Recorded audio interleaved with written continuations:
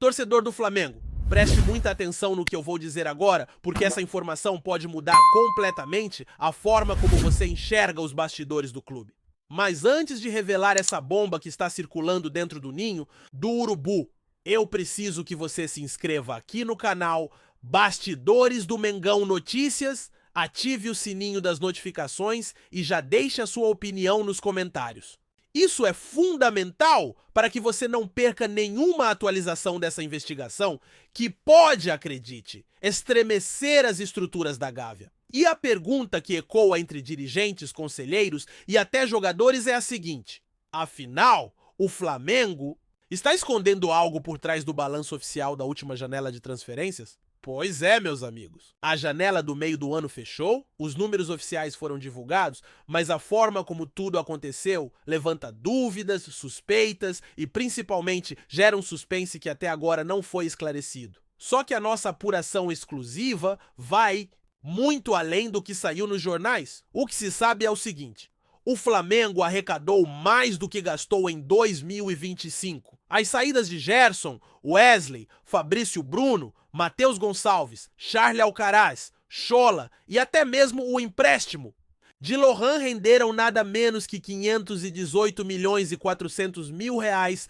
para os cofres rubro-negros. Uma quantia impressionante que poderia ter sido ainda maior se a diretoria tivesse aceitado a proposta de 110 milhões de reais do Al Rayyan pelo atacante Pedro. Só que, ao mesmo tempo, o clube desembolsou 309 milhões de reais em contratações, e entre elas está a mais cara da história: Samuel Lino, comprado por 143 milhões de reais, superando até mesmo os valores pagos por Alcaraz, Pedro e Arrascaeta em anos anteriores.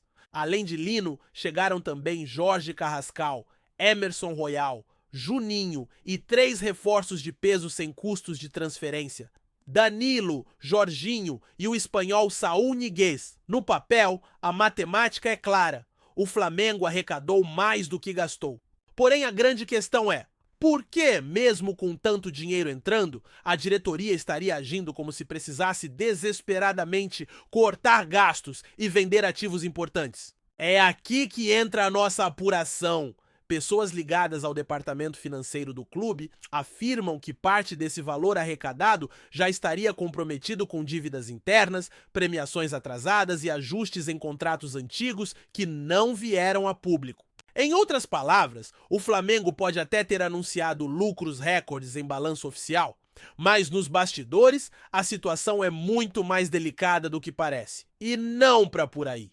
Há um detalhe que passou despercebido por muita gente: a blindagem do jovem Joshua, meia atacante de apenas 18 anos, que foi colocado sob multa rescisória de 50 milhões de euros, algo em torno de 318 milhões de reais. Oficialmente, o discurso é de que o Flamengo quer segurar a joia e apostar em sua evolução com calma, mas fontes ligadas à diretoria garantem: essa blindagem seria, na verdade, uma jogada para valorizar ainda mais o atleta, antes de uma possível negociação com gigantes europeus. Dote agora, pense comigo.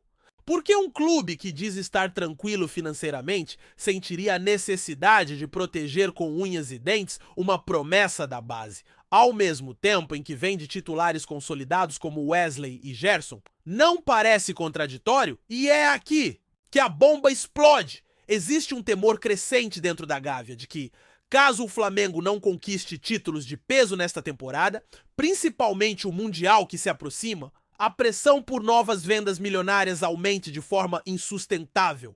Ou seja, aquela narrativa de que o clube recusou 110 milhões por Pedro porque não precisava vender pode não ser tão sólida quanto parece. O próprio José Botto, dirigente de futebol, evitou detalhar esse cenário na coletiva marcada antes da estreia no Mundial. Ele falou de planejamento, de equilíbrio e de ambição, mas não entrou no mérito de como o Flamengo pretende lidar com essa montanha de dinheiro que entra e sai dos cofres. E isso levanta a pergunta que ninguém dentro do clube ousa responder publicamente: será que o Flamengo está jogando um jogo duplo no mercado, tentando passar a imagem de potência, mas escondendo rachaduras internas que podem comprometer o futuro? Vamos aos fatos. O Flamengo hoje tem elenco para brigar em qualquer competição. Danilo, Jorginho, Saul, Samuel Lino, Emerson Royal e Carrascal são nomes de peso que elevam o patamar técnico do grupo. Mas a saída de líderes como Gerson e a perda de jovens promissores como Matheus Gonçalves deixam uma sombra de dúvida. Será que a troca foi realmente equilibrada? Ou o clube, na ânsia de manter as contas positivas no papel, abriu mão de pilares que poderiam fazer diferença dentro de campo? Mais do que isso, há conselheiros que já questionam se o valor pago em Samuel Lino foi realmente a melhor escolha. Afinal, investir 143 milhões em um jogador, que embora talentoso, ainda não provou ser capaz de carregar o protagonismo em um gigante como o Flamengo, pode ser um risco altíssimo. E se não der certo, quem será responsabilizado por essa aposta ousada? Enquanto isso, a torcida vibra com a chegada dos reforços, mas sente o peso da ausência de ídolos que se foram. Fabrício Bruno era visto como uma referência defensiva. Gerson era a alma do meio-campo. E Wesley, apesar das críticas, era um ativo importante para o futuro. Substituí-los à altura não será tarefa simples. E no meio desse turbilhão, o nome de Joshua surge como um símbolo. O garoto de 18 anos pode ser a chave para o próximo ciclo de glórias ou o estopim de mais uma venda precoce que enche os cofres, mas esvazia o coração do torcedor. O futuro dele é incerto, mas o que está claro é que os bastidores do Flamengo estão longe de ser tão transparentes quanto a diretoria tenta mostrar dote. Por isso, torcedor, a grande verdade é que estamos diante de um Flamengo que vive um dilema histórico: o equilíbrio entre ser uma potência financeira e manter